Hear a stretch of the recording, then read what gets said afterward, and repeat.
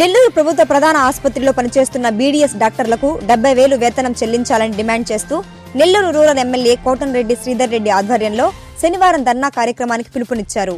ఈ సందర్భంగా rural MLA Kotamreddy Sridhar Reddy మాట్లాడుతూ జాయింట్ కలెక్టర్ ప్రభాకర్ రెడ్డి వ్యవహార తీరుపై తీవ్ర స్థాయిలో విరుచుకుపడ్డారు. అనేక రకాల వివాదాలు, జీతాల చెల్లింపు విషయంలో ఆలస్యం చేయడమే కాకుండా రాష్ట్రమంతా కూడా డెంటల్ డాక్టర్లకి, ఆయుష్ డాక్టర్లకి 70,000 రూపాయల జీతం ఇస్తూ ఉంటే ఒక నెల్లూరు జిల్లాలో డెంటల్ డాక్టర్లకి, ఆయుష్ డాక్టర్లకి 50,000 ఇస్తారని చెప్పని జాయింట్ కలెక్టర్ ప్రభాకర్ రెడ్డి గారు చెప్తారు. అయ్యా, ఇది ఎక్కడ న్యాయం అని చెప్పని వారంతా కూడా వారం రోజులుగా ఆందోళన చేస్తూ ఉంటే స్థానిక ఎమ్మెల్యేగా వాళ్ళకి అండగా ఉంటూ ముందుకొచ్చి వారి పక్షాన జిల్లా కలెక్టర్ గారిని, జాయింట్ కలెక్టర్ గారిని 1-2 సార్లు కలిసా. దాదాపు 10-12 సార్లు ఫోన్లో మాట్లాడటం జరిగింది. నేను ఫోన్లో మాట్లాడినప్పుడు జాయింట్ కలెక్టర్ ప్రభాకర్ రెడ్డి గారు, సమస్య ఏమీ లేదు సార్, వెంటనే దాన్ని క్లియర్ చేస్తాను.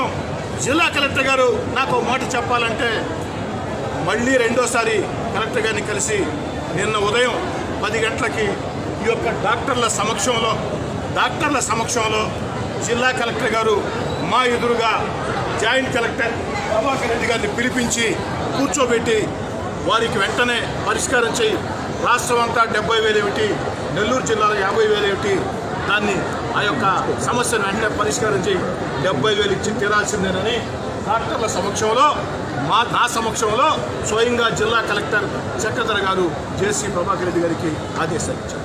స్వయంగా నేరుగా పిలిచి కూర్చోబెట్టుకుని కలెక్టర్ ఇచ్చాము. కలెక్టర్ గారికి ధన్యవాదాలు చెప్పి వచ్చేసాం. నిన్న సాయంకాలానికి కూడా సమస్య పరిష్కారం ఏమిటని జాయింట్ కలెక్టర్ ప్రభాకర్ రెడ్డి గారికి ఫోన్ చేస్తే ఫోను ఎత్తనటువంటి నాకు అర్థం కావట్లేదు. ఇది ఎక్కడ న్యాయమో నాకు అర్థం కావటంలే. రాష్ట్రం అంతా డెంటల్ డాక్టర్లకి, ఆయుష్ డాక్టర్లకి 70,000 రూపాయలు జీతాలు ఇస్తూ ఒక్క నెల్లూరు జిల్లాలో మాత్రం 50,000 ఇస్తామని చెప్పని జాయింట్ కలెక్టర్ ప్రభాకర్ రెడ్డి గారు చెప్తున్నారంటే ఎందుకు ఈ మాట చెప్తున్నారో నాకు అర్థం కాదు. అంతేకాకుండా పారిశుద్ధ్య కార్మికులకి, సెక్యూరిటీ గార్డులకి, ఎఫ్ఎన్ఓలకి, ఎంఎన్ఓలకి, డేటా ఎంట్రీ ఆపరేటర్లకి, ఇతరత్ర డాక్టర్లందరూ కూడా బడ్జెట్లో కేటాయింపులు జరిపినా ఇంకా జీతాలు జమగని పరిస్థితి.